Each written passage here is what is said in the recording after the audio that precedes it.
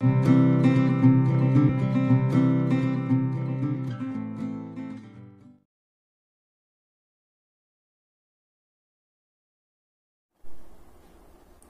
Students, कैसे हैं आप लोग।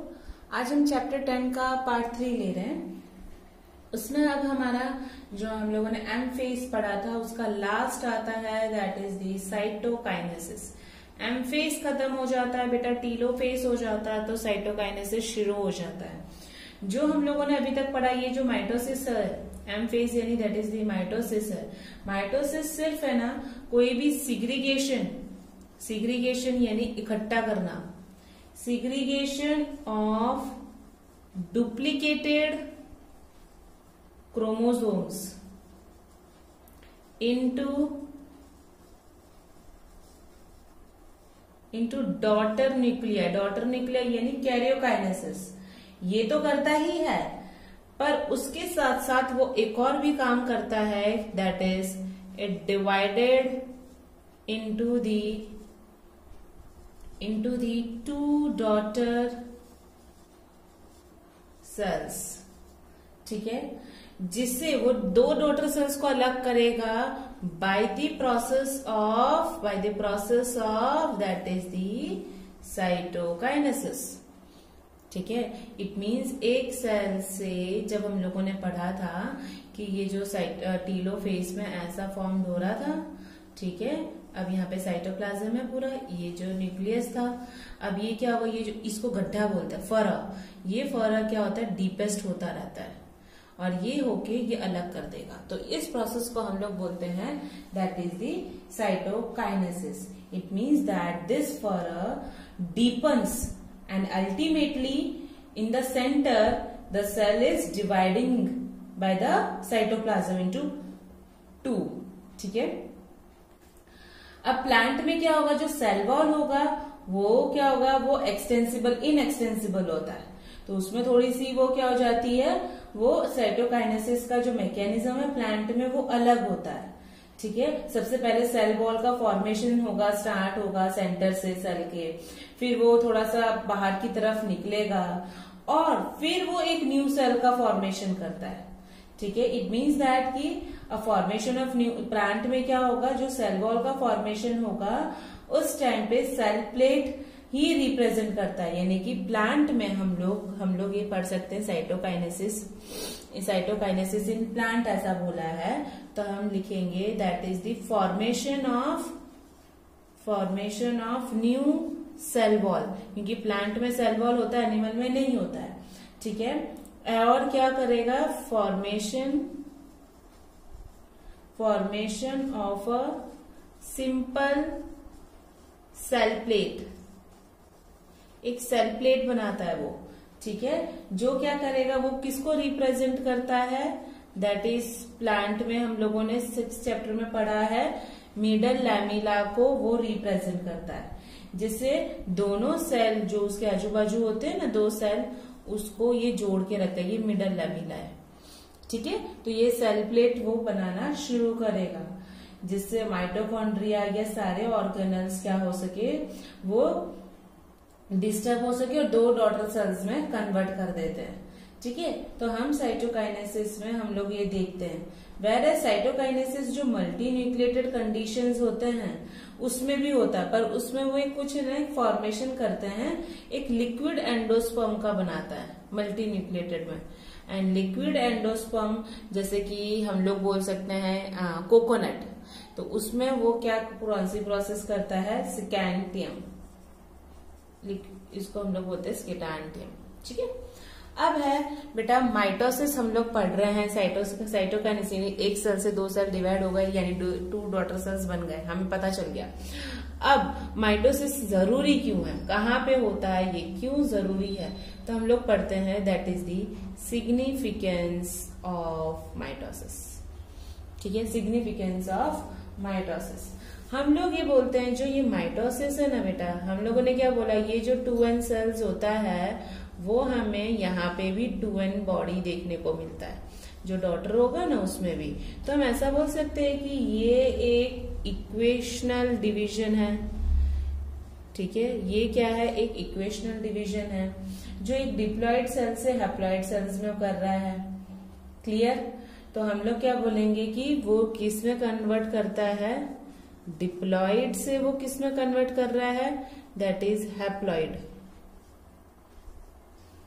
ओके, नाउ माइटोसिस क्या होता है, जो हैप्लॉयड कर रहा है, पर वो भी क्या है, सॉरी हैप्लॉयड नहीं, डिप्लॉयड ही वर्ड बोलेंगे हम। डिप्लॉयड से डिप्लॉयड ऑर्गेनिज्म वो बना रहा है, नो डाउट। ठीक है, तो जो हम लोग बोलते हैं कि जैसे कि हम लोग है मल्टी सेलुलर ऑर्गेनिज्म है, तो वो किससे होता है, माइटोसिस से ही होता है। तो हम बोलेंगे सेल ग्रोथ होता है, कोई भी एक डिस्टर्ब नहीं करता इस न्यूक्लियस के रेशियो को, जितना पहले होगा उसके बाद भी वो होगा। तो disturb, it does not cell growth result in disturbing the ratio between the nucleus and the cytoplasm. If therefore become essential for the cell, वो restore करता है nucleocytoplasmic ratio. तो it restore the nucleocytoplasmic ratio. इनको ये store करके रखता है। तो हम ये बोल सकते हैं कि वो सेल रिपेयर में भी काम आता है। देखो बेटा, है क्या ये माइटोसिस, सपोज तुम्हें यहाँ पे चोट लगती है तो ये स्किन सेल ये फट जाता है, तो वो क्या आएगा, स्किन सेल ही आएगा, एक ही जैसा डुप्लीकेट ही बनाया, एक ही जैसा सेल आएगा, तो हम बोलेंगे ये माइटोसिस सेल डिवीजन कर रहा है। तो कभी तुम्हें इंजरी वगैरह भी हो तो उस टाइम पे क्या होता है, ये माइटोसिस प्रोसेस शुरू होता है। तो जो जैसे कि एपिडर्मिस का अपर लेयर, गट का सेल वॉल का लाइनिंग, ब्लड सेल्स, ये सब कुछ replaced with the help of mitosis होता है। तो हम लोग meristematic tissue, apical, lateral cambium, हर जगह पे हम लोग ये देखते हैं ये माइटोसिस। तो एक तरह से ये क्या करता है, माइटोसिस प्रोसेस क्या करता है, एक कंटिन्यूअस सेल ग्रोथ करवाता है, एक कंटिन्यूअस सेल ग्रोथ करवाता है। ठीक है, तो हम लोगों ने ये सिग्निफिकेंस ऑफ माइटोसिस पढ़ा। ठीक है, अब आता है ये माइटोसिस एम फेज हम लोगों ने कवर कर लिया। अब हम पढ़ते हैं बेटा, that is very important, meiosis क्या है। सेल डिवीजन का सेकेंड पार्ट आता है, that is the meiosis. Meiosis किस में और माइटोसिस किस में होता है। देखो बेटा, जो माइटोसिस हम लोगों ने बोला, जो 2n बॉडी है वो सेम नंबर ऑफ क्रोमोसोम लेके आएगा, 2n ही लेके आएगा। ठीक है, अब ये जो है 2n बॉडी है, मैंने ये पढ़ रही हूं मियोसिस। मियोसिस क्या करेगा, हैप्लॉइड नंबर बना देगा, आधा बना देगा, एक सेल से हाफ नंबर हो जाएगा। तो हम बोलेंगे that is production of offspring यानी बच्चे by sexual reproduction. It means that fusion of gamete, कोई भी दो गैमेट का फ्यूजन होना।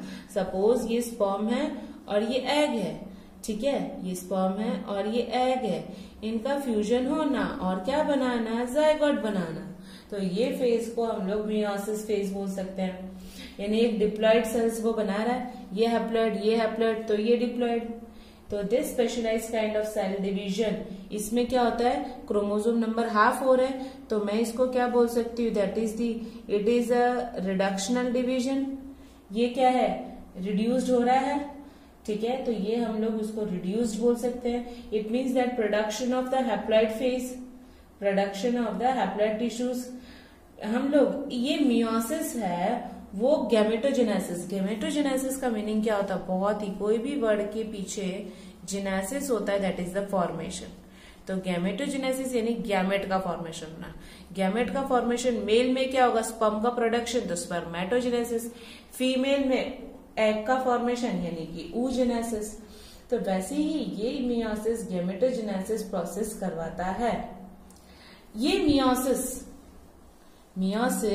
मेजरली उसकी दो सीक्वेंशियल साइकिल एक के बाद एक करता है।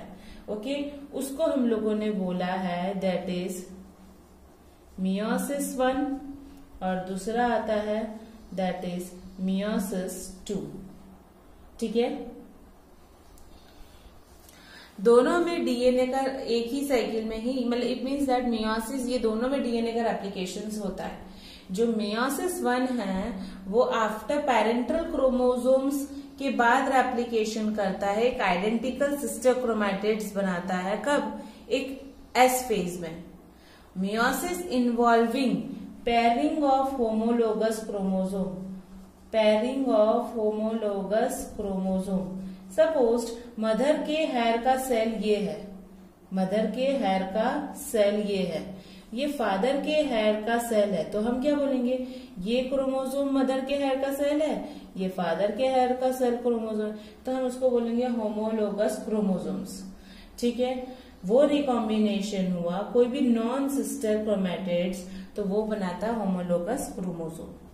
अब यहाँ पे जो मियोसिस 2 है उसके एंड में 4 डॉटर सेल्स बनना शुरू हो जाते हैं। एन नंबर के क्रोमोसोम्स 4 डॉटर सेल्स बनना शुरू हो जाते हैं, मियोसिस 2 के एंड में हमें देखने को मिलता है। ठीक है, तो हम ये बोल सकते हैं कि जो मियोसिस 1 है उसके अंदर भी 4 फेज है, prophase 1, metaphase 1, anaphase 1, telophase 1। Meiosis 2 में भी prophase 2, metaphase 2, anaphase 2 and telophase 2। तो ये सारे प्रोसेस से मिलके ही ये मियोसिस प्रोसेस होता है। अब हम लोग नेक्स्ट लेक्चर में जो होगा वो मियोसिस 1 के जो उसके जो हमने पार्ट्स पढ़े, दैट इज पूरा prophase 1, metaphase 1, anaphase 1 and telophase 1 हम लोग डिस्क्रिप्शन से पढ़ेंगे। तो बेटा मैं आज का लेक्चर यहाँ पे कंप्लीट करती हूँ, तो आप लोग अच्छे से इसे क्लियर करिएगा डायग्राम बनाना। तो thank you so much students.